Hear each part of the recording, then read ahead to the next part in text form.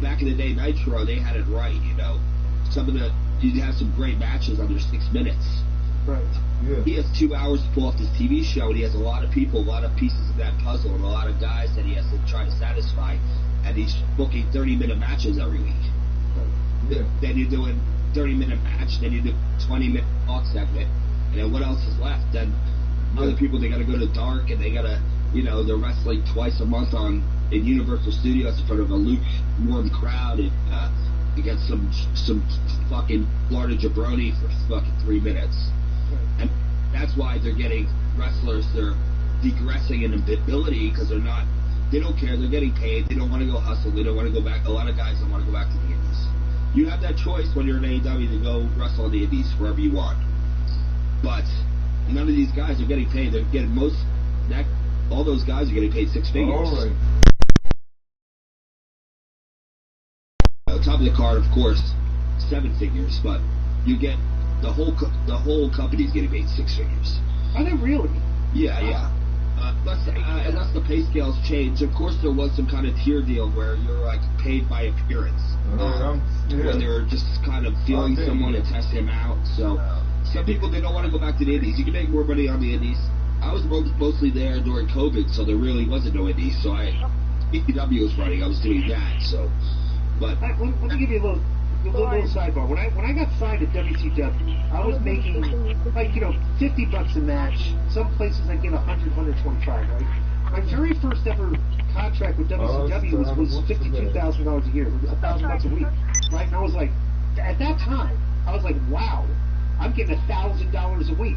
Some weeks I'm only making a couple $100 a week. Now I'm getting $1,000 a week.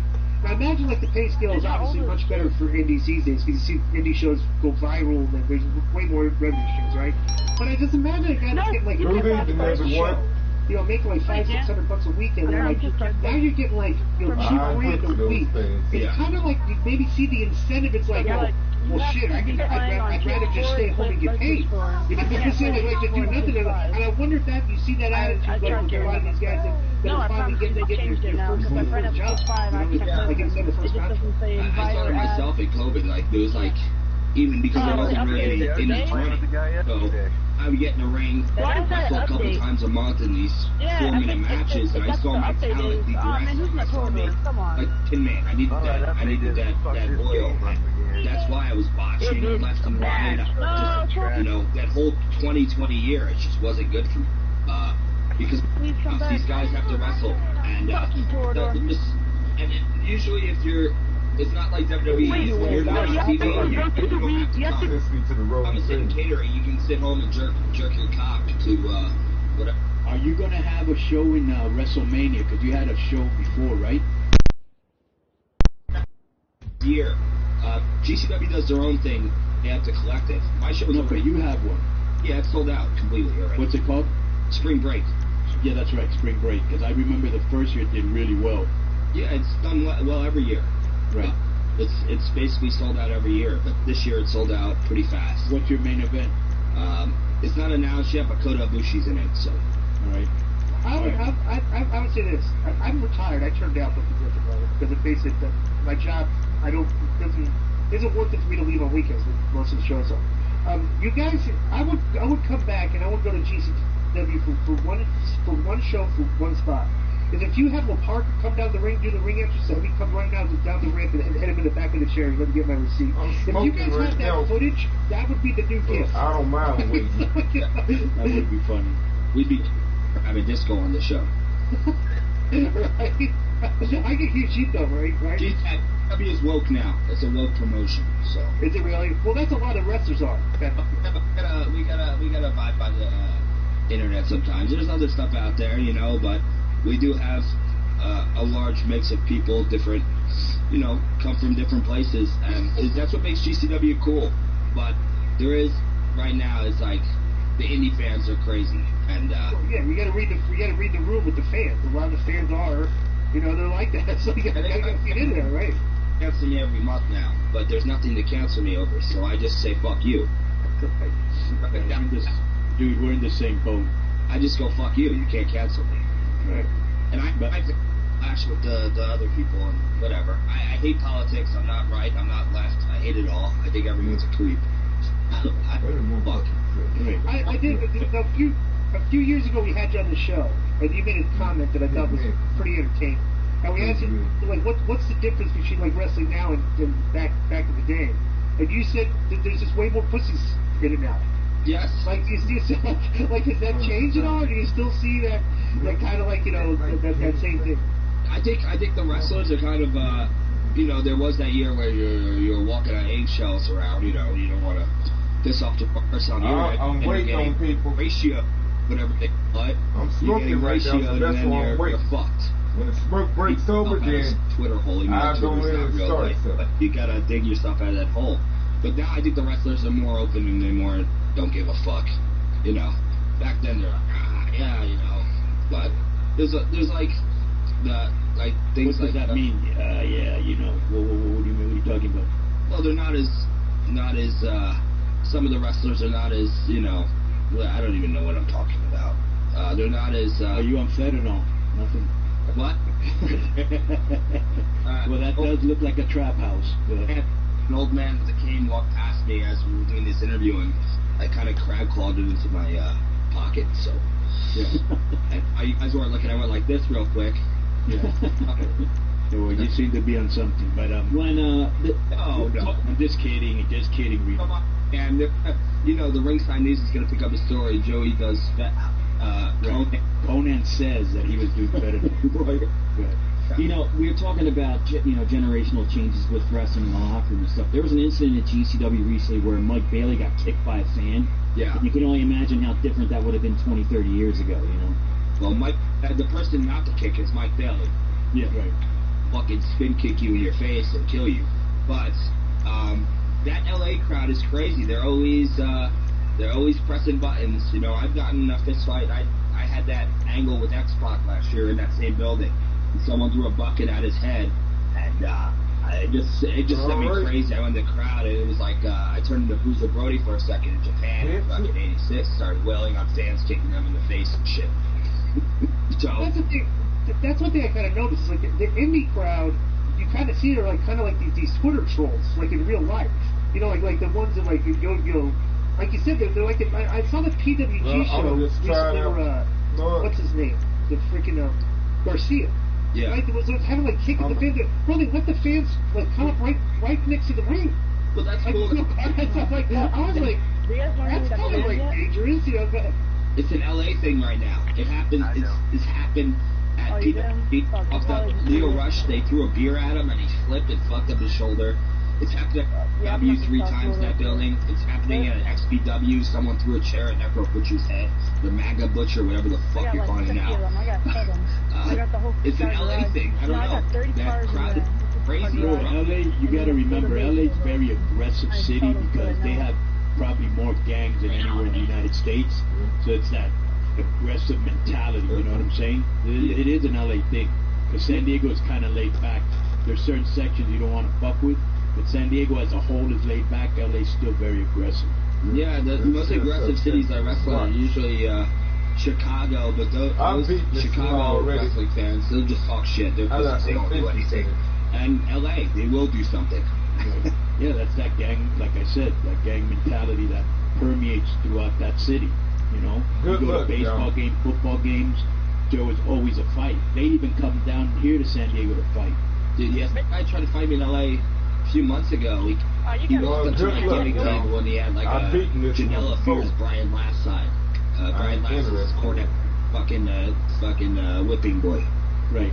So I saw that. Did you ever have heat with Cornet for him to always be attacking you, or is that just something he just kind of... Excuse me? We go back and forth. I actually listen to Cornet's podcast probably every day. It puts me right to sleep. But in a good way, I get the... He's one of the most knowledgeable people. He's funny. Yeah, he's funny about professional wrestling, but he did fucking put a dent in my wrestling career big time, and that's also my fault because I went back at him, and I was one of the only people to actually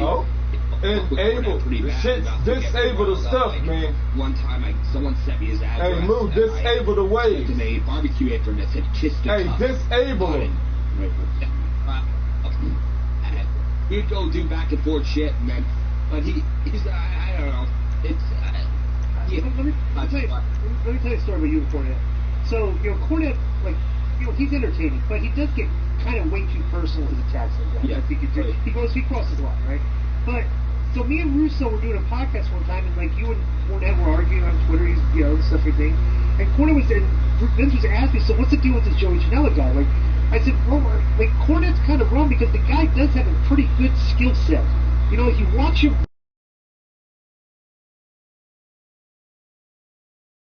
you did a bump. I still don't know how you do it, because I was trying to figure out like how to take it. Where you get shot in the turnbuckle, you hit the turnbuckle, then you kind of elevate, bounce off, and land on your back. I can't do it while so you take that bumper, and I was like, how the frick that's like a Shawn Michaels, like, because I've never seen anybody else do that, right? And I was trying to figure out how the frick you did it. And I was explaining, Joey Janela's like, the guy's an entertaining worker. He's got skills, And the thing that I saw you did recently, you got in pretty good shape. Yeah. Like you were posting pictures with your shirt off and everything. Like, what did you do to get in shape? Last summer I was in pretty good shape. Kept on going forever and ever. Other gimmicks, I can't have it. I think in shape, I spent I was like half of my 20s. I was in pretty good shape. I wouldn't say I was muscular, but I was lean. I was in shape. I ate meal, and then that roof bump happened. I just started drinking petty craft beers, which is like drinking a loaf of bread. I'm ready. And just devolved from there. And then no one actually gave a shit. I was like, no one gives a shit what I look like. They just want to see me go in and start now. So fuck it. Then I get the TV. I get okay shape for the Moxie matches, for the Omega matches. I get in good enough shape where it's not too bad. Then COVID happens, and then I become a sloppy mess. And, after that was over, when we got back to the arenas, I got motivated and started working out every day and getting back in shape and was getting ready to go back on TV. And, it didn't happen, but, my back has been fucked up since I got back from Japan. But I'm still in pretty decent shape for someone that hasn't worked out in 2 months. So I did this past year and a half. So, Joey, what do you got going on that you want to promote? Where can people find you? You can find me on, social media, the Bad Boy Jojo on Instagram, and I usually use that just titty pictures. You want to send me titties? That's cool. Does that include males or people in transition? Oh yeah, you want to show me your titties. So, what was that? What was the background? I just post, Conan. What? Probably my post. Oh yeah, what's behind the door? Joey comes across as the type of like the modern day wrestler that doesn't mind What I was going to say, it's funny about like how a lot of these girls. Somebody else. Like they don't want the fans to look at them like they're hot. They just want to look at them as like good performers and workers. And I'm like, well, we care more about like how hot you are. Like at least I do. What you think? I've always had a track record for treating girls with respect. When someone I hook up with along the way, a female wrestler or a female fan. We used to call them something else back in the day, but we can't do that. I will be canceled. I'll be racial. We cannot do that. But female fans. So if you refer to a female fan as a rat, you would get heat with today's We can't say that. Wow. We can't say that. We can't say that. We'll believe that. But there's a lot of good-looking, attractive female wrestling fans these days. Surprisingly, indie crowds are like, "What's going on here?" But yeah, I've always treated girls with respect. Let's see how this shit pays up in the past, which is something good. And when the speaking out thing happened with wrestlers, wrestling fans, weird wrestling fans, are trying to fish for Joey Janela stories. Like, because I play this, shut the fuck up. I don't care if someone's dying. Fuck you, I'm doing this fucking podcast. I'm about to get canceled, guys. No, anyways. So, but people were trying to fish, like, Joey Janela, plays this scumbag in real life with the girls, right? And some girl stepped up, she was like, no, actually, he was the most cool guy I ever met in my life, actually. And he asked me 12 times. Wait, did you just say that a girl said that you were the most sexual guy? No, consent. Well, they're going to kazoo you for putting yourself over. I got reverse speaking now. Right. So, well, that's good to know. So, girls, guys, if you want to send man boobs, women boobs to this guy here, send them to where? Open for all. I love everything. Yes. Non-discriminatory, non-binary. What would they write to you? Say it again. I know you said it. Graham and Janela Baby on Twitter. And yeah, spring break is coming up. It's sold out. Catch us on Fight Plus. I think you have to shut the fuck up. There was a kid yelled at them. That's tremendous. I hope they come back with bats. But spring break's sold out, so Fight Plus, you can watch us. I think if you're grandfathered in right now, it's $5 a month forever, unless you cancel it. But it's What day is that show? It's Friday the 31st at 8 o'clock. My King goes on it, your boy, you know, who'll be taking care of. He's wrestling Mike Bailey. Vikingo? Yeah. He's incredible. Yep. He's wrestling my first time ever. That's incredible. Yeah, it's gonna be awesome. A boot on the show, and we have so much other shit planned that it's gonna be the indie show of the year. It's gonna be one of the best indie shows. Well, that's pretty cool. They're not announcing part and it's already sold out, so they already know that it's going to be good. And obviously, you got 7 years doing this shit, so go check it out. Go check out our boy Reno Regans, aka Joey Janela. Buy some Reno Regans. Who knows? That might be a little. That might be cool. Yes. And I want to thank you. Yeah, I'm doing all the work right now. For being on Keeping It 100. So Conan, What up? I've been training, and I've been taking my AG1 by Athletic Greens every day. What a product. Everything you need. I used to take a lot of vitamins. I I'm a pretty use them healthy as guy. bait. I'm very much into personal health, diet, exercise. But I was taking, I had all my vitamins, and I had like 8, 9 bottles of vitamins that I would take. Athletic Greens is the perfect replacement for that. He's It's got finally 75 moving around. quality ingredients. Like that, everything you need. Yeah, let him It's a take out comprehensive somebody. health power of habit in one. It's great for recovery. I take this too. I love having it to the gym. You know? Side free. You can tell this that Just use it. the pay-per-view, correct? No. Like if you know about all the stuff with Ariel Hawani, right? Yeah, No? him and Tony went at each other. Here's this question. This was from Sean Burgess in the 70s Ariel Hawani. Gents, I assume this will be discussed in detail in the podcast. But Sodid, I'll send a question on it. And what does that mean? But Sodid, S-O-D. What does that mean, Joe? Like fuck it. Oh, Sodid. Okay, I'll send a question on that.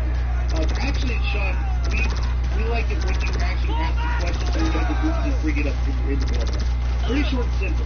Is Ariel Hawani everything that all Dirty journalists have always wanted to be? He's backstage, in the know, appears in the show, has one-on-one interviews with top stars in WWE and MMA. He's respected and is globally well-known, incredible across combat sports and wrestling. Also, he's not a Latin side for casual fan. The Mark seems jealous of all his attention to him. Keep well, Mr. Sean in the UK. It is funny, because I think, I look at Ariel when a guy like him is covering wrestling, it adds credibility to wrestling. Like, people are sitting there, you know, like Tony Khan made a comment, you know, what was the comment that he made exactly, Joe? Called him a frog.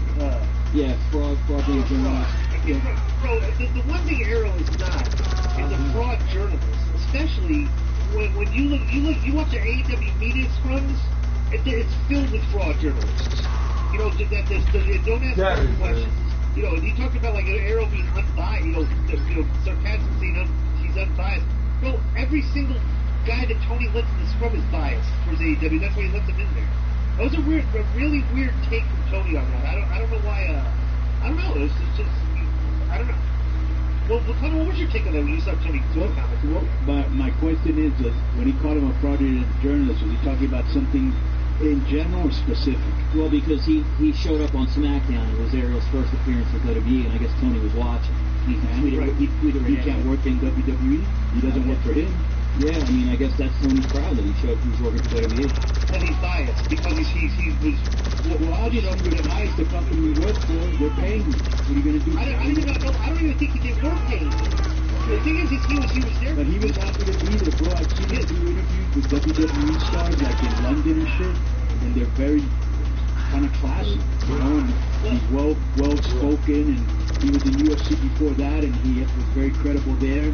Like, yeah, he gives our industry respectability. compared to the other guys that consider themselves experts and they come up with marks.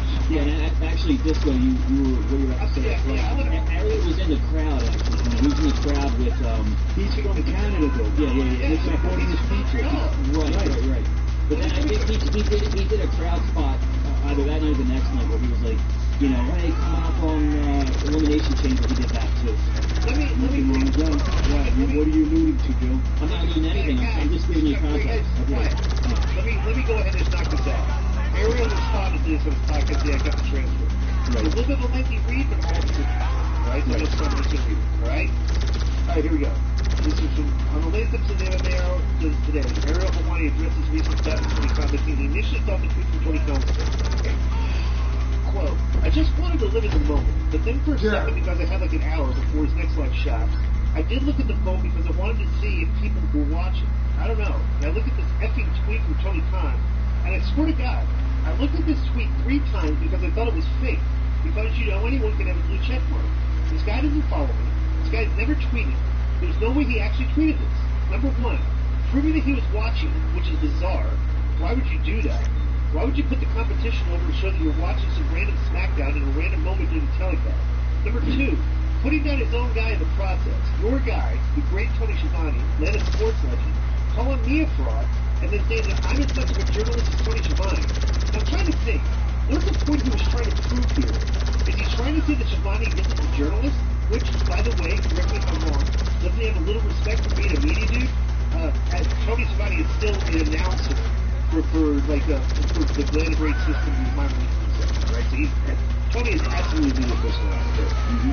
Ariel continued to say that he didn't have to insult Tony in the process by implying he's not a real journalist. Hawani also mentioned he found the still upset he gave one of the worst interviews of all time. Quote, so this guy's calling me a fraud, and he's saying that Tony Schiavone is as much of a journalist as me. I guess he's trying to imply that he's not a real journalist, I'm not a real journalist. Why insult your guy in the process? He could have said that a million different ways. I mean, the real thing he should have done is something, because number 1, why are you putting over the competition's broadcast? Your show is coming up. Nice little cheeky hashtag there in the tweet as well. But, like, this shit you talk about a non-goal, and I know that Poland is having a little bit of a better season. They certainly haven't had a great run with Khan's involved, but I mean, this is one of the great non-goals. I just couldn't believe it. I had to check a couple times, like, was this really him? Now, to take a step back, he's still upset, clearly, over the fact that he gave me one of the all-time worst interviews, and ignoring the fact that I've continuously praised the product ever since they launched around 3 years ago. It was just a bad interview. Objectively, a bad interview. Now what's amazing about that interview is, you know, everyone wants to talk about, oh, he couldn't talk about this, he couldn't talk about that, legal this, legal that. First of all, like, where's the effing legal, right? Where's the proof? What legal are you guys talking about? Where's the investigation you guys keep talking about? But I just want to let you all know very clearly that I had asked Tony multiple times to come on the show. I stopped asking because I was told that he wasn't sure.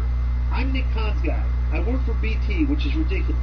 That's just a broadcast partner. That'd be like saying to somebody like Mark Raimondi that he shouldn't interview Bellator guys because he works for ESPN and UFC is on ESPN. It's stupid. Anyways, I just stopped asking. They reached out to me several months later and said, do you want Tony on? I said, really? Cool. Never said, don't ask this, don't ask about that. You don't think I was going to ask about these things? Anybody worth their salt would ask these things. There's a million different ways to answer this question. But just to let you know, at the time, I had no relationship with anyone in terms of business or anything like that. This was back in early October.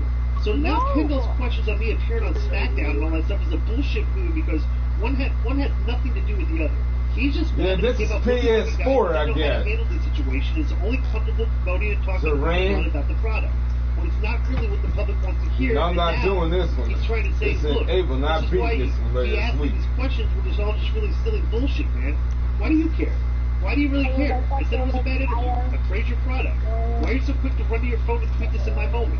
That's when I realized old Ariel would never let this acting out like this bother me. I actually was like invigorated by it. I thought it was hilarious. I was debating, like, do I tweet the back now? Let me just chew on this for a while. Let me get this second hit out of the way, and then I'll deal with this. But the amazing thing was how the whole thing spread backstage. Everybody was talking about it.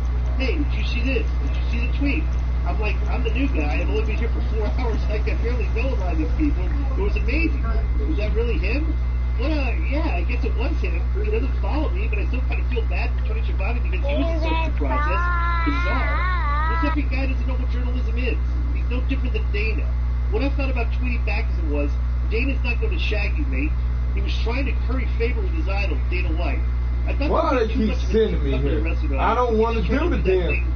It hasn't worked for Dana, and it ain't going to work for Tony Khan. I can assure you that. I don't want to do the damn. I wasn't sure if maybe he couldn't hear what I was saying on Yeah. SmackDown. Maybe the connection's down his TV. It was snowing in Montreal. I'm not sure if it was snowing in Jackson. I can't stress this enough. Old Ariel will never bend down over this. I was not going to let this effing guy, this guy who's built an amazing thing, all credit to him, this kid, you know, if it wasn't for his old man, let me tell you something. My dad gave me a lie. And as far as MMA journalism and everything I got, that was all on me, all right? I'm proud of what I built. I was not going to let this effing guy soil my name, drag it through the mud, ruin my night, Montreal, a dream, a bucket list thing, and I know he's trying to get himself over on me because Lord knows he needs it. I wasn't going to let that happen. Absolutely not. Then I'm in the car, and I didn't think I was going to reply back, to be honest. But then I was like, F it, heel wanting, 10-7 all day, every day. I'm just not going to let this slide. You're not going to call me a fraud and get away with it. And honestly, I felt bad for Tony Schiavone. I felt like I need to stand up for my guy. I mean, come on, what a legend. I feel like Tony Schiavone and me do a broadcast together. I mean, I feel that would put butts in seats. People would enjoy that. That's a deep cut from the old WCW days. And then all the freakazoids come out, you know, to Tony's defense, telling me about my career, So about let's try to build a team journalism, together. about this and that. Before Let me we explain start. to you, because poor Dave Meltzer, as he continued to get compared to me, I'm not Dave Meltzer. I never claimed to be Dave Meltzer. I don't cover pro wrestling for a living. I don't have a wrestling show. I don't have a wrestling site. I don't have a wrestling newsletter. Why do you guys keep comparing me to this guy? Because I may be that guy in MMA? I've never been that guy in the sport. When I signed with BT Sport, the sole thing I was hired to do mainly was UFC. The problem was, someone at the UFC, you know who, wasn't happy about it, threw a fit, went crazy, did all this stuff, and they were like, all right, well, I guess we can use it with WWE then. This is not a work. Tony wants to shoot. He's looking for a foil. He's trying to pick a fight with the biggest name in combat sports and wrestling media. He's trying to pick a fight with me, so thanks to Tony. I'm sorry about your Jaguars. They shat the bed against the Chiefs. I'm sorry about Fulham is a mid-tier club. I'm sorry that it seems like a lot of people say things about you. I wasn't one of those guys, in fact. I praised you and your product multiple times. I went to Dynamite in Queens. I don't know why you're so upset about it. You're upset because I asked you a few questions and you didn't answer them correctly. I don't know. Like I've said time and again, if you come into King, you best not miss. And once again, you miss just like all of them. And let me tell you something. I'm going to deal with the likes of Dana White. I mean, if you think I'm afraid of, you know, Big Bad Tony K, I'm not. I never met the guy. I don't know what his thing is. I think he's trying to be tough like Dana White and all this stuff. But thank you for the tweet, man. Honestly, thank you. It was great. I think it helped me out. And thanks to everyone who's been tweeting me up a story about me and all upset, ruining your weekend. I love every minute of it. It was I got one fantastic. person on call. Let me just add this to it, Di, because he didn't mention it. So his response, this article here says, after Ariel Helwani appeared on SmackDown in Montreal this week, Tony Khan jumped on Twitter. He unleashed a bit of fury. He called Helwani a fraud. That caused a lot of attention. Ariel Helwani then fired back at Tony Khan as he made reference to the AEW president as a snowman. This was a blatant shot at Tony Khan's alleged affinity for white powder. And he said, thanks for watching, old friend. Can wait for our next chat. Also, don't listen to the snowman, Schiavone. You're a legend in my books. Meltzer responds to this, and he goes, then he comes back with that snowman comment. I just imagine all the brownie points that won him in WWE, and now that's pretty bad. That's really pretty bad. In the Twitter world, you were over for the best insult. Now, how do you come back from that one? So, I just thought it was interesting that the Tony Khan and drugs thing is like an internet fan joke, but to see Ariel put it publicly like that was pretty serious. What's your take on it? Well, I think, he's right. I think that Tony's mad that he didn't come off good in that interview and he got dragged. And then Ariel came out and kind of said that was a terrible interview. Because unfortunately, and I don't understand how Tony can be like this, because I read this the other day that he said, I've been on the internet since I was 12 years old. So, bro, do you not understand that anybody, especially a booker in our industry, wrestlers, commentators, managers, any sport you're talking about is susceptible to criticism. And if you can't take it, bro, you're not going to last long. You know what I'm saying? I mean, so I just think that he doesn't like anything to be said bad about the company, he takes it personally. That's his company. But, that's how I look at it. I just think it's really weird that he, basically, he's upset that Ariel called him out on his interview being bad, right? And bro, think about the fact that has like festered in him all this, that simmered all this time, and like he was actually triggered by just watching this guy just in the crowd shot on SmackDown. Bro, I told you the other day. I told you the other day that when I went to do that meeting with him, he hates WWE. Right. Well, he said it in an interview recently. He said, "Well, it's a war." Yeah. Like somebody else come on. I don't know, man. It's like this is not. He's decided, okay, and then it's not even argument. Come on, join this in the sanctuary. He thinks this look like I got a full team. I think he's oblivious, bro. This is not good press. You know, it's like Vince McMahon. You know, I don't know. Maybe Eric Bischoff would have been like this if Twitter was around, but I can't imagine him like being that petty. You know what I mean? Like Eric would go on the show and call out Vince McMahon. So Eric might have been like this on Twitter, but but Tony just comes across as very, I don't know, like a snowflake. Like his feelings are hurt, and this was his way to get back at him. You know, so I don't know. Very strange. Like Tony comments. Well, the guy provides a lot of content for the wrestling business. You know, he's definitely a like. You know, if AEW had not come along 3 years ago, I have no idea what WWE would be like right now. You know, because SmackDown's been really good. They've been one of the best storylines in all time, but they could have been just as miserable as it was before for all those years where, bro, how many shows did we review and we'd have a good review? Not just that, bro. If you look at like, would Vince get triggered like that with Triple H? Not even Scott D'Amore and Impact or Corey Rodan and Triple H. They don't go on there and let get all of their feelings and shit. You know what I'm saying? Right. Yeah. Would Heyman have done that back in the day if there was social media? No. I don't know. Heyman's very smart. You don't even see him on social media now. First of all, here's the weirdest thing too. Tony has to understand. It's like, dude, you introduced this idea of having media scrums after every show. You know, and like letting these guys come in the back and you want to get up there and answer their questions. Hey, Mr. Snes. But it's like you don't want people to ask you really tough questions. Like you literally just want people to ask you friendly questions that put you over, and like to the point that like the people that interview you after these scrums, they're scared to ask you a tough question. You know, it's like he's trying to. It's like literally this comes across as like, wait a minute, I made rules on this. Ariel broke the rules, and now I'm mad at Ariel. And like I said, I'm still mad at Ariel, and that's why I tweeted it. So it just comes across to me right. So, all right, let's go to the next one. Next one's from Brian Dunlap, our resident Booker Mark kid. His Austin Theory. Oh, by the way, he tweeted me the other day, and like I had to tweet at him. Like, what was the question he asked last week, Joe? Do you remember? No, but I'll look it up. You can go look it up because I was like I can't believe that you and Conan thought that me and Conan would be interested in your question, right? So, the Wrestling Otaku question. The Wrestling Otaku question. Yeah, because Wrestling Otaku's looking for an AEW job, and I think he asked if should they hire him. Right. But the fat Mark with the neck beard that had the video about us, right? So next is his question. The subject is Austin Theory WWE's best United States champion?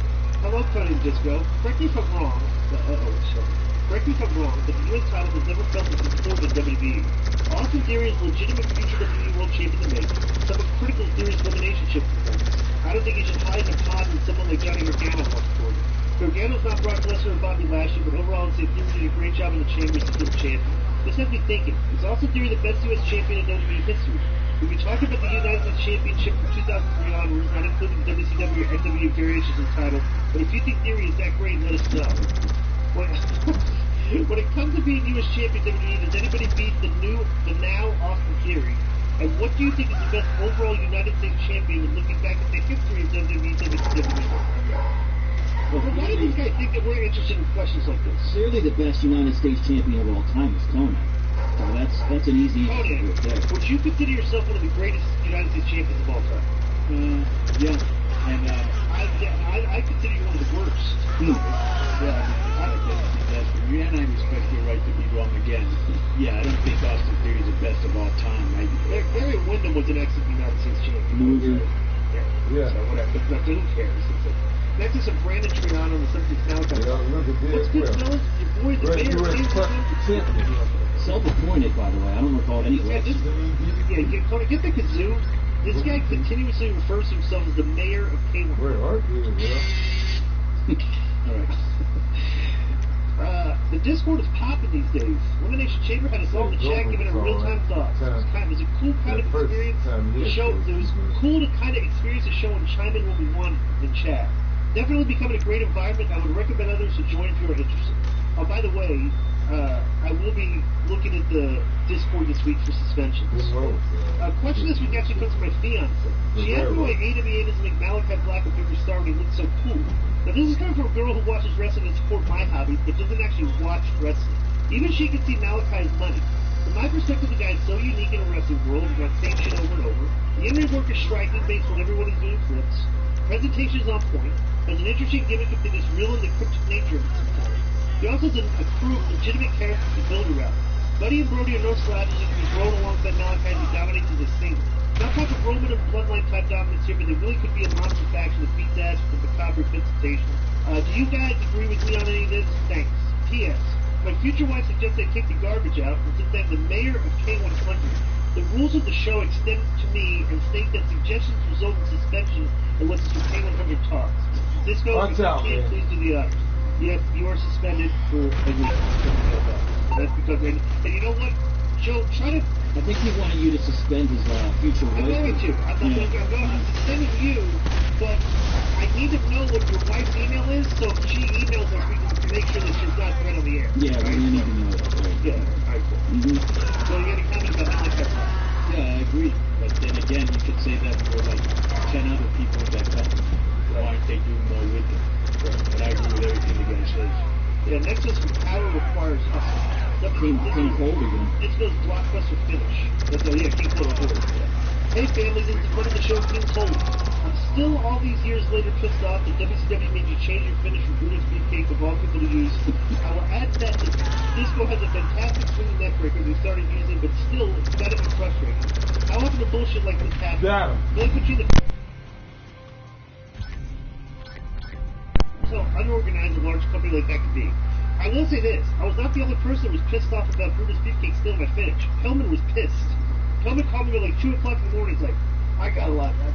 This booty man thing is pissing me off. You know, he was like, he was talking about like, you know, I can't believe they did that to you. And like, Pillman was very upset. Tony, were you upset that they took like, the booty man took the finish? No. Why not? Because he got it better than you. What are your dogs barking at, by the way? There's some guys here and they're he's outside.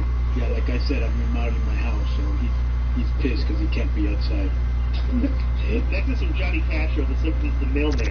Hey fellas, the woke folks in the media on Twitter were outraged this past week when Karl Malone was involved in the NBA All-Star. They're upset because Karl was 20 years old and impregnated a 13-year-old girl.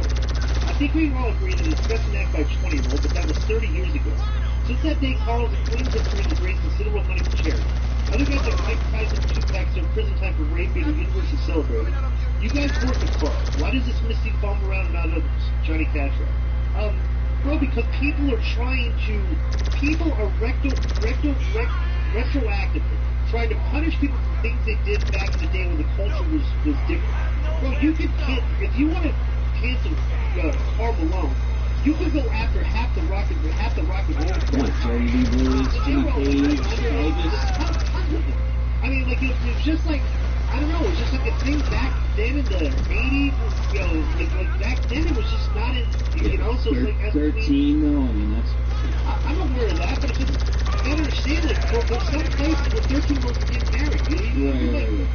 The parents are giving away, you know, so I don't know, it's just, like, obviously today, when we've been educated differently, this would obviously be way different, but it's just a different culture back then. A lot of people, because so many famous people were doing it, like a lot of people didn't really care as much as they do that. So. And they didn't even hide it, they would do it during TMNT. Right. But what do you think about that? Yeah, you know me, bro. We live in there with virtue signalers, and I mean, that happened so long ago. He's 20 years old. I mean, at that age, who's very smart? Nobody. But I will say I've never understood men's infatuation, like men that are over 21 years old with underage girls, especially somebody that's 13. Right. I was just infatuated with older women at that age. You know? Yeah, it's kind of weird. Let me see. So next one's from Ronda Chonka Disco. Such as Ron Breaker getting his Cody turn. Good day, K100 crew. Well, everybody didn't expect Cody to get turned on, but this is yet to happen. But down in NXT, the marquee Ron Breaker is starting to get booed by the audience. I think he's great. He has made a bit of written all over him, but I totally understand the resistance. The crowd was ready for him to get called up more than a year ago, and it feels like they're afraid to let him go because they don't trust anybody else in the spot. I thought it was fine for me as publisher. I know you guys don't watch NXT, so I won't ask an NXT-based question, but as a booker, how do you react when the crowd starts rejecting the babyface you're trying to push? As a performer, how do you react to that resistance? Thanks, guys. I hope it feels good for you. Now, I've gone back and watched. I saw that they were booing, so I've like went a small little rabbit hole, just like watch it. No, they're doing it because like the fans like that Grayson Waller kid. The kid's a really good performer and is doing this angle with Shawn Michaels really well. And he kind of like makes a lot of sense in like the stuff that he says. Oh, so they left you like pussies. It's kind of like burying Braun Breaker, but the stuff he's used to bury him is kind of true. So the crowd is kind of like turning on Braun Breaker because like this kid is such a good performer, and he's just burying the guy, and it's just getting over. So they're going to come. Which is what LA Knight almost did to Bray Wyatt. If that thing would have been extended, they would have turned on him. Right, you're absolutely right about that. Next one's from Garth F. Killing Machine. Subject is, here we go. Shut the F up. Alright. I have a problem with the video of mailbag. Disco is way, you might have to, Cody, you should have your kazoo in the hand. You're in your hand when we're doing the mailbag, okay? I have a problem with the video mailbag. Disco is way too handsome. Either tone down the gorgeousness level Disco, or else I'm gonna sue you. Leave some pussy for the rest of us, assholes. Yeah. Speaking of which, F dickhead Bill Gotti, the guy is a garbage podcaster that makes a K100 brand look bad and he seems to record with stuff that's lower tech than a filter. I got it. So actually, there's like 5 emails from residents that they're only the first one about the guys who throw shade at Bill. Yeah, I gotta ask you about Tony Khan's meltdown again on Twitter last week. So he's called Ariel Helwani a biased wrestling journalist, even though Ariel reports on MMA, not wrestling. Then Mike Tyson trashed AEW on his own podcast, and to make it even worse, Tony Khan actually buried his own guy, Tony Schiavone, and best of all, Ariel referred to Tony Khan as a stone man, who kind of backs up some of the stuff that Billy has said about TK and K100. I'm rambling, but my question is, what do you guys think the AEW locker room thinks about Tony Khan doing this? He talks shit to people that's not helping AEW at all. If their leader is a dickhead, then the entire group looks like assholes. What do you, Tony, you probably know more about this. What do you think the locker room... Well, I mean, I can tell you, I definitely don't think the locker room wants to see him doing this stuff. I guarantee that's 100%. I guarantee you that. I don't know specifically, but privately, I bet you would ask these guys, and they would be rolling their eyes at it. You know, that's. Well, what do you think, Tony? Yeah, I just think you should stay off Twitter, bro. Don't get triggered. It's incredible to me. Right. Knowing how toxic it is, how sensitive, how critical, how there's people that just don't like you. You know, don't engage. The funniest thing about it was, though, is that he kind of threw shade at Ariel, and of course, there was. Remember how I talked about, like, you could be outraged at something and virtue signal something, right? And there will immediately be. But you can't throw shade if you're the one that was wrong. No, but my point is, I'm aware of that. But regardless of whether he was right or wrong, he immediately will have a portion of fans that will jump in and support him. Right. Like, throwing shade at Ariel. And I just wonder if Tony, like, does that, and he looks at those comments, and he's like, he tops, because, like, he has fans that agree with him. You know? But, like, you're always going to have fans that agree with you for purchase secrets and shit, so, whatever. Yeah, and plus, Ariel, you know, I like him, and you guys like him, but sometimes, you know, that fan base of wrestling, especially now, has a negative perception of him, so Tony thinks if I go after Ariel, I'll have a lot of support, maybe that's what he thought. I think that's a minority, not the majority. Right. But on this side of the fence, on the wrestling side of the fence, I think that's it. I think it's the majority. Yeah. Bro, you look at him, he's credible, he dresses nice, he sounds nice, he's articulate, he's fucking knowledgeable, you know, he's informative, he's always getting scoops. Mm-hmm. Right. Yeah. Alright, next one's from Lewis Rice. The subject is AEW Revolution. The DBA upcoming AEW with the lowest buy rate in the company's history. I don't know no. Well, what was, how much did the Japanese one do? I'm going to show you. Oh, here we go. Alright, here we go. All out, full Here's, here you go. Okay, since 2020, their biggest ones have been, Punk's return match. Yeah. Hey, which one of my skills is required? Than everything else, right? How much are we talking about? Okay, leave it with me. You know? No, but I think Punk was out, so I'm not really sure. Let me make sure. The third longest one was Double or Nothing in May of 22. And then Forbidden Door was the Morse Mutual, we're here to help. Okay, so you know what? I think we can handle that. A good little run here from like September to like June of 2021 to 2022. Since then, here's the one for Revolution, 175,000. Okay, main event was Adam Page versus Adam Cole, but it also had Moxley Danielson and Punk MJF. So that's the big matches on that card. I don't know. I'm sure. And Kingston Jericho. It's not going to be the lowest. There's no way it's going to be the lowest rated one. The lowest rated one is like Full Gear with 75,000. In September of 2000, November 2019, November 2020, Full Gear. Yeah. That was your lowest. The 70. There's no way. It's definitely gonna do 100,000. Look at this too, though. A year later, after Punk came in, Full Gear doubled its buy rate. See that? Right? Yeah. So interesting. He was at not that this means anything at all, but he attended that New Japan show. Yeah, I saw that. Yeah, I know. I mean, it's nothing new for people. People were covering, you know. Yeah. All right. Next is from Dale Infortunio. And the subject is, stop the process. What's up, guys? Simple one here. Aside from the Punk scrub, has any of these cringeworthy post-pay-per-view premium live events added anything to wrestling aside from being an inexpensive content for them to create?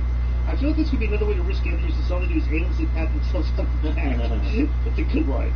Bonus, Conan, was there a time in WCW you had to tell some of the luchadors to change their style or ease up a bit? First person that came to my mind was Super Below. All the best. Yes, all of them. I had to tell them, but they didn't care and they didn't listen. Yeah, they're trying to get over it. Isn't that unbelievable? You can't tell somebody, don't try to get over because that's how they look at it. They don't look at it like, oh, he's looking out for my well-being. There was a lot of competition there. Right. Next is from Fall of the Empire. That says it's Perry Saturn, hates Bill Goldberg. First of all, Disco, you're my guy, and I was looking forward to your takes on K100. We gotta say this. You keep saying that Billy is bringing in numbers for you guys on YouTube, but he's not really. You guys have to hide his name and face from K100 videos because no one would click on it if they knew it was his stuff. So when you guys are bringing in great numbers on clips that he's on, it's because his name's Conan or Disco Inferno. I get that's your boy, but he doesn't deserve any credit at all. Billy's own YouTube channel is a dead zone. Speaking of your YouTube, just watch this clip you guys uploaded about Perry Saturn. I remember years ago, he did an interview with Chris Jericho's podcast, and Saturn spoke about his real-life hatred of Bill Goldberg. I would have sent you the clip, but I think the channel has since been deleted. So Conan and Disco, can you maybe fill in some of the details about the heat between Saturn and Goldberg? I have absolutely nothing about this. I have zero about nothing. I must have missed that interview, and I've never heard Saturn and Goldberg heat. But Saturn was, he was a reactionary guy. He buried some guys publicly, including Hogan. So I wouldn't be surprised. But one thing about those guys, if you're the kind of person that goes back and watches Nitros and WWE content, Saturn and Goldberg always had fucking bangers. Those guys had a great chemistry when they wrestled. You don't know anything about that film? No. Yeah, I've never even heard of it. And the thing about Billy, I'm going to say this again. We like talking to him. If you don't like him, just like Joe doesn't like him, fast forward it. Right. Fast forward.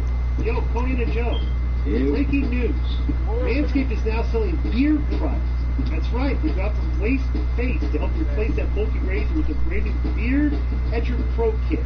Manscaped helps you get the golden rod of a Greek god. Now they've created the best tools for you to turn heads with a clean, perfectly groomed and conditioned beard. Finally, tame your mane by going to manscaped.com and use our code K100 for 20% off plus free shipping. This kit is about to change your life. The Beard Hedger Pro Kit has made it easier than ever to craft your signature look. It will take your facial hair anywhere from Gandalf to Great Wizard to Totally Bare. You can even look like the ZZ Top guys if you want to. The Grange, great song. You agree, Conan? It all starts with the Beard Hedger, and this thing is a juggernaut of fixing face. It's waterproof, it's a cordless trimmer, has a rotary reel that gives you 20 hair cutting links, all with just one guard.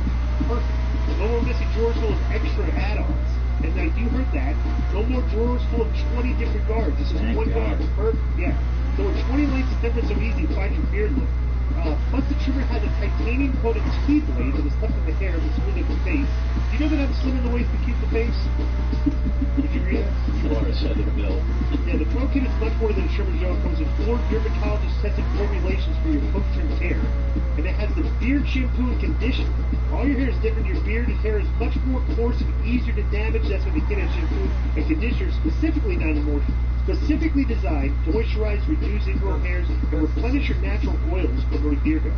Well, then they have the beard oil too, and this nutrient-infused oil relieves dryness built on the beard and the skin beneath it. And they cap it off with a beard balm. It's a pomade that shapes, styles, and moisturizes, bringing the amazing scent of fresh eucalyptus, rosemary, and lavender essential oils. Fantastic. And the beard kit also comes with 3 fulfill guarantees. Awesome. Mm-hmm. And so check out all the products at Manscaped. Boom. Well, I remember a story when you were saying that you didn't know how to talk to people and all that. Right. When my dad had beat up my mom, right? Mm-hmm. And so the cops came to the thing, and he was a tough guy. So they were talking to him, and I was like, beat his ass, because I was that's a sick as shit, brand. Motherfucking ass. And they were out there, hey, sir, they were talking to him, and they were calming him down, and, they made them, hug, and, said, yeah, it's a whole different mindset. No, I've seen this. I grew up looking at it. You got some weed. You got some weed in your back pocket. Or the cops catch you. They don't take you to jail, man. You're a teenager. Or even if you're a young man, they didn't take you to jail. They made you pull your shit out on the ground right in front of them. Yeah. Dog, I witnessed this. I ain't never been a guy that really did drugs. But I've been with friends of mine that did. I'm just telling you what I know. I grew up around pimps and hoes. I know the game, bro. I'm straight off the corner. This stuff ain't new to me. I'm serious. What I thought was normal, let's go there and get a test, it's abnormal. But you don't see it like that. And you get pulled over. I'm 15 years old riding with a guy at 25. Hey, get out the car.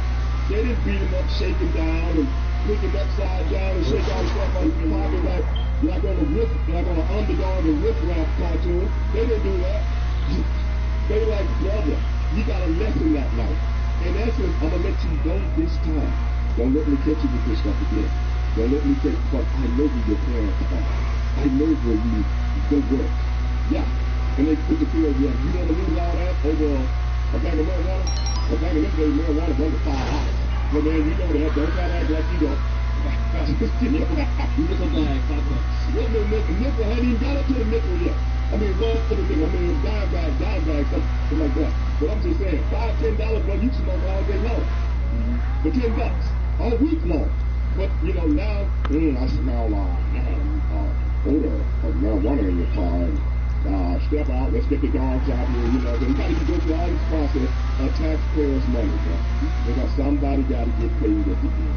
It's just, one thing I'm saying, it's a bigger picture than what you're drawing right now. It's a bigger picture. I'm going to take I think a lot of the problem we're going to have going forward is, have you heard about this now that they say, like, the standards of physical fitness are not being met for recruits to be recruited into the military service. Like, our country right now is 40% obese, and they say like 6 to 7 years we're going to be at 50. And it's like, okay, like, we need police, we need military. It's like, where are you going to find these people? It's like, we need to start promoting in this country more personal responsibility, taking care of yourself, eating healthy, being a responsible person. Merriweather, for all your private security needs. How can I help? And it's like, I just see this trending worse and worse. Exactly, bro. It's like the disco pronouns, the man free, I don't know. Target confirmed. We've all been overseas a zillion times. All of us. And every time you set foot in an American airport, you see what he's talking about after you've been overseas. And this was years ago. So, everything here, what is promoted here? Who got the most money on the Super Bowl commercials? The Doritos people. Morse Mutual Insurance. How can we help you? I think we can do that. Exactly. Exactly. Yeah, they're promoting just, hey, eat whatever you want. So that's what I'm talking. That's what I'm talking about. This what you come up in a household. Okay, my daughter, she works out with me 3 days a week. My daughter been working out since she was in high school. You know why? She came up in a physically fit family. My family, everybody in my family played sports. That's all she knows. So if you come up around a certain ideology, that's what you're going to take upon.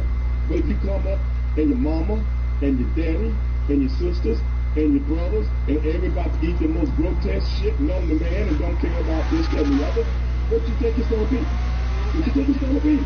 Exactly. Now we're actually getting people saying it's okay to eat unhealthy. Well, I'm just saying, but you know, but those people have an agenda. Those people got an agenda, bro. Dog is always the crucifixion. All you gotta do is look up on the cross. What do you see? A man nailed into a cross. Why? Because you messing with somebody's money, bro. You messing with somebody's money. Let me ask you a question. Do you agree that, like, during the mid-90s to the like early 2000s, it's probably like there were movies. You know it is. That was a great period of time. You know what it is. It was. And we had a culture. Okay. No. Oh yeah. You know what it is. You know what it is. Bro, it's like you like today. You can't go on TV if you call somebody a booty, you're gonna get seriously, right? What do you think about this thing where the Gen Zers and stuff are like trying to retroactively go back and punish us for like being too edgy back in the day that like we were bad people? How does that aggravate you? That's just a part of everything evolving. The mindset nowadays, I don't really try to understand it, man. I don't get it. And I swear to God, I'm like, sometimes I get up and look at myself in the mirror when I get out of my bed and I go in my bathroom and I take a then I look at myself in the mirror and I look at myself and I say, brother, I think it might be you. It just might.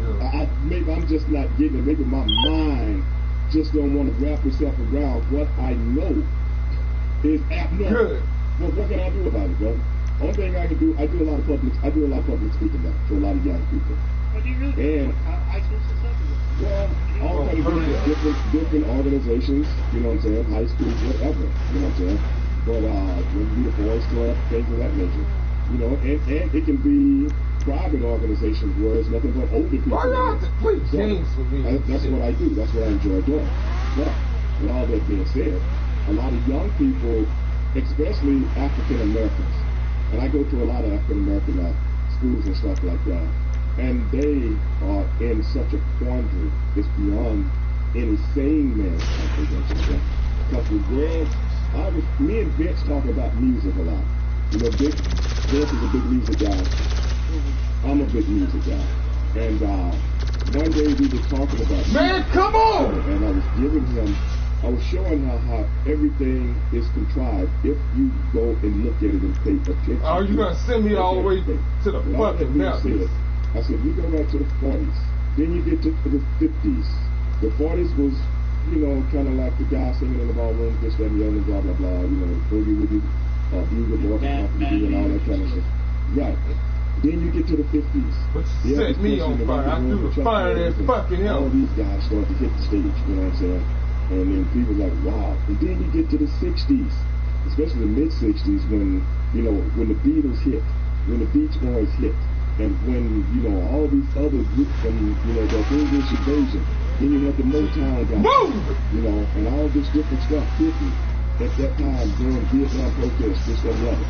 But that was a glorious time.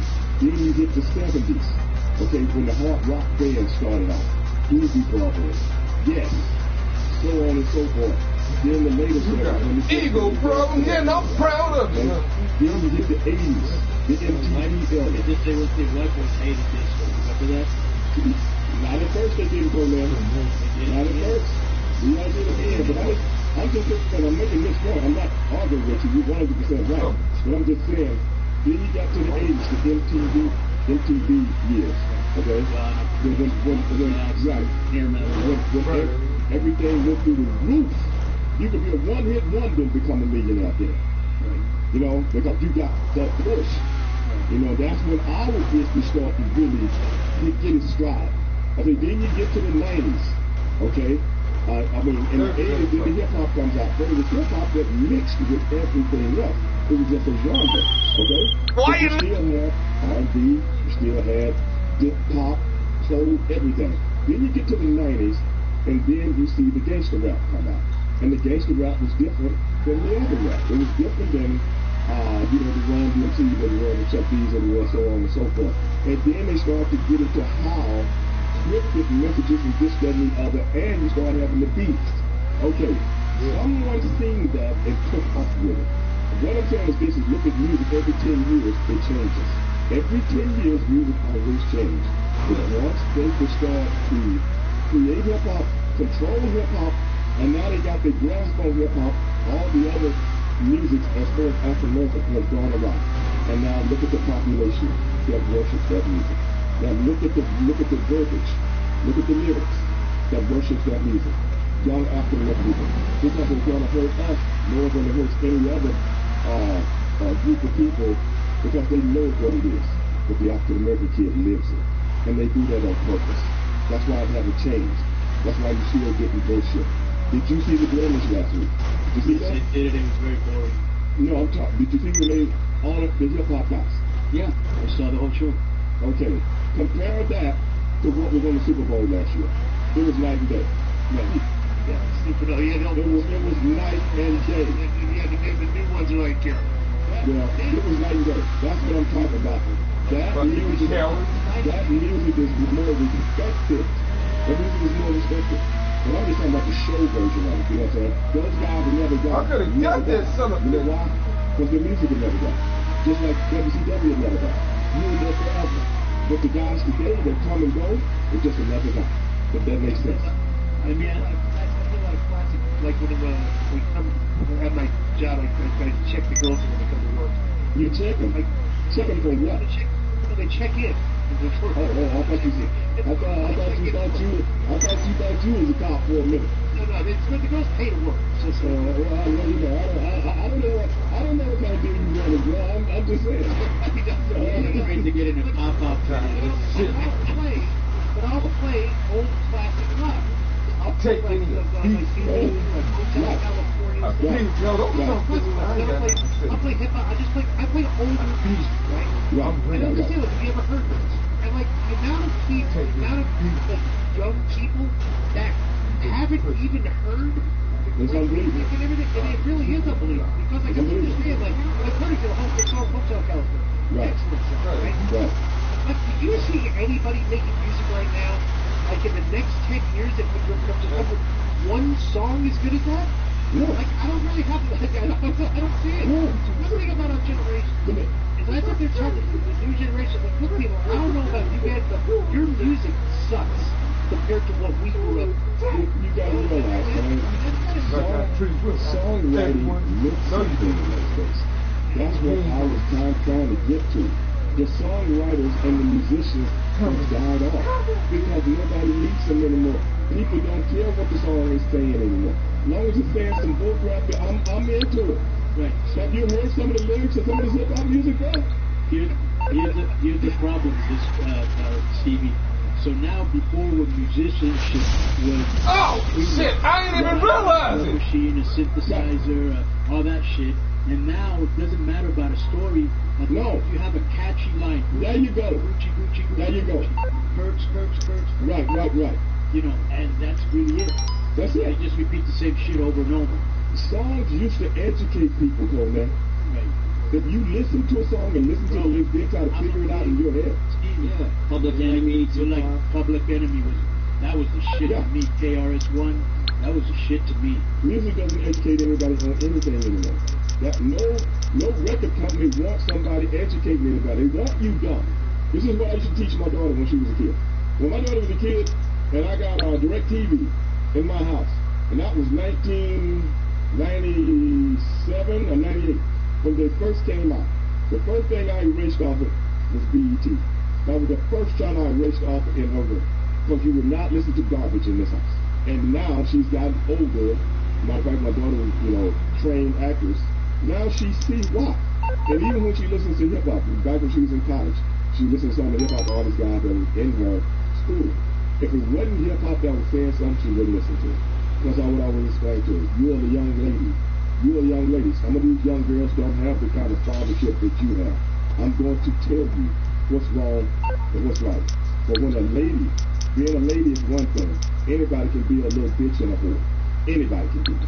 Anybody can go along with the crowd. Oh my, this, that, and the other. I can do this and tell you all the sexual... MMI, we expect the unexpected. People look at that as normal. Sure. Once something abnormal becomes normal, we got a fucking problem. But see, nobody... This is what's going on in my community. So now you see why I'm so passionate about something. Hello, you're through to Merriweather Security Consulting. What can I do for you? Give a damn about my people. Call back soon. Because that's where I came from. Yeah. So I would talk to my daughter when she was little about contraceptives, all this kind of stuff. A lot of fathers are afraid to do it. I'm not, because I see the world for what it really is. What it really is, not what they tell you on TV. I don't watch TV. I watch TV for the hell of it, because I know what it's trying to do to me. I don't need the propaganda, bro. I don't need it. I'm smart enough to do my own research. And if somebody can go do their research, like I was talking about the police officers, if I could, back when I was coming up, I was dyslexic. And once I got help with my dyslexia, I used to spend all my time in the library, reading about everything that I was interested in. It was just a hobby. I never knew that stuff was going to stick in my mind. I never knew it. But all these years later, all this stuff still sticks in my mind. And I can see what it did was open up my mind and know how to interpret. Anybody can learn how to read. My whole thing was trying to interpret what I'm reading. So I would get the Bible. I'm not very religious. I want to testify what he did. Interpret what these words that I don't even understand are saying. And the more I did it, the more I got understood. The more I could see, oh, that's what they're saying. Oh, blah, blah, blah. So you can even use religion to help you to deal with things. Verses are true. It just depends on if you interpret it. I ain't scared. Conan. So what up? You may have noticed an increase in articles, videos, and posts recently talking about the health risks of inadequate sleep. Well, if you've been listening to this show, you know the legacy sports nutritionists have been telling you guys that for years. Do you want less belly fat, more testosterone, more energy, better mood? There's one hack that doesn't require a change in diet or more exercise. Improve your sleep with Recovery PM. My favorite product from Legacy Sports Nutrition, Joe's too. Take 2 Recovery PM about an hour before bed, feel the difference in the quality of sleep you get, and after a couple of weeks, you'll notice how everything else is improved. Recovery PM is a top-selling product at LegacySubs.com, and that's because over 80% of the people that buy it once come back for more. That's not marketing, that's results. So Joe's been using it, feels great, he's at a party right now. Merriweather, because security is a private matter. What can I do for you? He's able to go out to parties. Goodbye then. And I show up on the show. Yeah. Right. So try it now, you won't regret it. Go to LegacySubs.com, that's LEGACYSUPPS.com, or RecoveryPM.com, that's RECOVERYPM.com, and use code K100 for an extra 10% off your order. And of course, using code K100 supports this show too. Level up your life with Recover PM now from Legacy Sports Nutrition, our boy Nick Aldis. And I don't use the all-in-one, but I'm going to. I use the nighttime fat burning, which has been very effective. Check out for fat burning, for muscle gain, for anything that you can imagine. They have Legacy Subs for men and Legacy Subs for women. Check that out at LegacySubs.com. Boom. Here he is. What's up, boys? How you doing, Larry? Living dreams, man. How you guys doing? All right. Chilling in the cut. All right, yo. We're back with Disco's favorite segment of the show, the Match Republic Minute. What? Oh, no. The Merriweather Security Consulting. How can I help? Boys, welcome to another week here. I got a lot of news this week, actually. A lot of things happened in Lucha Libre, and I got some follow-ups on things we talked about a couple of weeks ago. So I want to just jump into it right now. The biggest story from this week that I saw, at least that I thought was, is that Pagano got injured on the 218 event in Ciudad on Martinet Day, I believe it's called. Right. It was a, for those of you that don't know what it is, two masked men came out, they taped his arms behind his back, they put him in basically like a tombstone position and did a spiked tombstone. Please let us know who to target. The chairs, Pagano had posted a video from a hospital a couple of days later saying from after surgery, I guess saying like we will be back. Got it. There's a lot of speculation from the fans online about which way it went, because it was AAA put out a press release and the action in the ring, Psycho Clown threw up the X, and a lot of other things happened. But Pagano wrestles a very hard style, very hardcore style. So he probably has a lot of wear and tear in his body just from the way he wrestles. But that was the big news of the week. Conan, I don't know if you have anything to say about that or anything you want to add. Yeah, I've never seen a wrestler miss so many. I remember one time he did a moonsault off of a balcony, and he missed the guy completely and landed on like wooden chairs that were screwed to the old school wooden chairs that were screwed to the arena floor. Yeah. And and I'm sure you've seen him. It's almost his MO, hitting topes and missing completely and crashing and burning and over and over and over. And he's a tall guy. Yes. Not a little, and I just think that all that wear and tear, caught up to him when they hit him with that power driver. Now, I will tell you this, he did get an operation. Okay. Successful, because I think he just might have left the hospital today. Okay. And we hope to find out who the two guys were that attacked him in the future. That's going to be very interesting. Congratulations. The operation was a success. Again, he kind of wrestles like, especially with the way he misses the guys, like almost like an older Sabu, like late era Sabu, with the injuries, like very Mexican Sabu style, the rest of that hardcore style, and obviously, it's going to catch up to you over the years. Anyone that wrestles that style. A little clumsier than Sabu, but yes, same. Good reference. Yes. Some other news going on. Apparently, Dralistico is working the Ring of Honor tapings this weekend, and also Pentagon Jr. is advertised for our AAA TV tapings on April 8th. I know there's a lot of speculation online. People were kind of, talking about the relationship between AEW and AAA. I think personally, not knowing one way or another, that these two things are good signs. Obviously, they show you that there's still a working agreement there going on.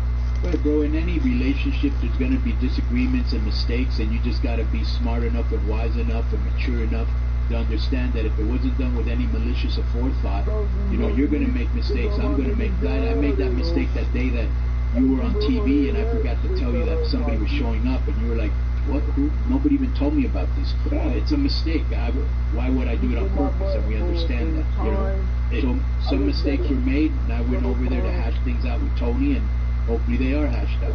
Yeah, absolutely. And hopefully Ring of Honor, I believe they're going to be on Honor Club or whatever streaming service Tony has at Ring of Honor. There's no TV deal yet, but obviously we wish Dralistico the best with that. It's a nice opportunity for AAA to showcase themselves some more. Some non-AAA news that I got from this week. Mascara Dorada, who is Grand Metalik in WWE. For those of you who probably don't remember his run on Main Event. He was one of the guys holding a giant piñata with two other Mexican guys, and that was supposed to get them over that guy. Yes, that is very true. And his New Japan contract is expired, so he's going to be going under the name of Metalik. Obviously, right now, I don't believe he's signed to any Mexican promotions. No. I saw him the day that I went to talk to Tony. He was there. Okay, and he can't wrestle in Mexico. He's got that same problem that the Mexicans have. Yeah, that visa. Like Daga was there for 2 years and couldn't come. I think he can't wrestle in Mexico, only in the U.S. Okay, now, how do Mexican fans react when guys go over to WWE or go to American television like Dorado, who was relatively? Well, it's only the hardcore fans, and they're very vocal, so you think they're bigger than they really are. But not everybody knows that he went there. Okay. And especially since he wasn't used well, I think that they're like, okay, he went to WWE, we remember him, we don't really know how he did in WWE because he wasn't a big star. Right. They don't really know how badly he was used. They just know that, they know the names, the big names, Cena's and, Yeah. So it doesn't hurt their drawing power when they go back to Mexico. No, but the bad thing, it doesn't help either. Okay. Yeah. And that makes ADR, it helped him because they knew he was a star. Well, Del Rio got pushed. Yeah. So when he came back, you had to treat him like a star. Now just veering off to the news today, but like back in the WCW days, like the luchadors that went to Como Azteca and all that stuff, they weren't used great on WCW. Outside maybe Groovy and Ray, and maybe like nobody watched WCW in Mexico. There was no way to watch it, so they had no point of reference. They just know that Halloween was this crazy bastard left for like 2 or 3 years. Yeah. Now he's back. That's all they knew. They didn't know the deal. Now people know. Now people know. Yeah. Okay. There wasn't accessibility. Yeah. Well, there wasn't the accessibility there is now. So they had no reference, no reference. Yeah. All right, that's good to know. Other news that was kind of I was scraping the barrel here, and I got some follow-ups for the past couple of weeks. Former AAA wrestler Shocker announced his retirement. He did. He said he's retiring again due to jaw issues or something. He had a very controversial interview, and he said some things that I don't necessarily want to get into. But he did announce his retirement. I thought that was kind of news. Bro, he just, to me, he kind of totally buried himself. In that interview? Yes. Who would admit to something like that? The only thing I can think of is that he did it because he knows other shows are going to call him. Yeah. And he'll be like relevant, and maybe he can somehow, who knows what he's thinking. Oh, but that's not something, you know. Yeah. This do you know this story at all? Is this on your radar at all? This goes not even paying attention to me. I don't know who these guys are. Okay, well, you know, there's I think you know Shocker because he was an Impact. I don't remember. Blonde-haired luchador. Roy Lucier sent me that there's going to be a Lucha Libre show in Vegas at, I believe, the Rhino Casino or something like that coming up, so maybe you'll be on that. Which casino? I'll tell you right now. I'm trying to get the text message pulled up because he just sent it to me before I got on here. And, of course, now nothing's I'd also working. like you to know, Larry, that when they made the Invisible Man figurines of Disco, they sold out quicker than the Young Bucks sold out the Sears thing over there in Chicago. Really? Yeah, sold out. Yeah. Am I right or not? Yeah. Throwback had admitted that they sold out almost instantly. That makes a lot of sense to me. I'm sorry, the Silver Nugget Casino on March 17th. Disco. It's going to be Blue Demon Jr., L.A. Park, Diamante Azul, Psycho Clown, Cybernetico. A lot of AAA talent are going to be on that on March 17th in the Silver Nugget Casino. What's the promotion name? It says Lucha Libre Aniversario. I see the PALL, Mexico National Face logo, and it looks like IWRG. Not helping. A lot of people from Vegas, obviously bring a lot of luchadors over, and then some follow-ups for the past couple of weeks that we were talking about. Obviously, I got confirmation that we are doing the World Cup in English, so that it should be on Fight TV. So for those of you fans out there that are From your house or from the arena? I did not get confirmation one way or another on that. So I was told to ask Jorge. You know, I'm getting a little bounce around. You know, the shuffling of the paperwork, different people. But I will talk to Jorge about that this week. That's part for the course in our promotion as you're learning. Yeah. In most wrestling, is in our DNA, unfortunately. Yes, and then obviously they don't have the resources they have in the U.S., but even there, they have a lot. They make a lot of mistakes. You know, when I've worked over there. Yeah, take some of it. I mean, we did our first show a year ago for you guys this week. Me and and that's why you're still there. Yeah, and I mean you're Evan Gill, but I mean, you know, a serviceable job. You know, we did the first show from home, and I'll be honest with you, like, you know, like bartending. I never got to work from home during the pandemic or anything like that. Calling a show from home seemed like a great idea at first, but I will say this first podcast that it's nothing like doing the arena for it. It's going to better feel for things. You know, being plus not only that electric energy that's in the air that motivates you and gets your adrenaline kicking. You can't get that out there. Yeah, it's hard to when you see people walking around with walkie-talkies and you're ready and you know you're getting ready and you're looking at yourself and you're reading your notes and you hear the people in the background and the wrestlers walking by. That whole energy, you check the crowd. You got Hugo there being Hugo and all the other stuff going on. And then the last bit of follow-up I wanted to bring up, as we talked about a couple of weeks ago, it's being reported that MLW told Aramis that he would be getting his release, but he has not actually received it yet, and Aramis will not be getting his release. So those are the follow-ups from a couple of weeks ago. If I bring something up in this segment, I'm going to try to follow up on it if we don't have a resolution. So that's the follow-up for that stuff for those of you interested.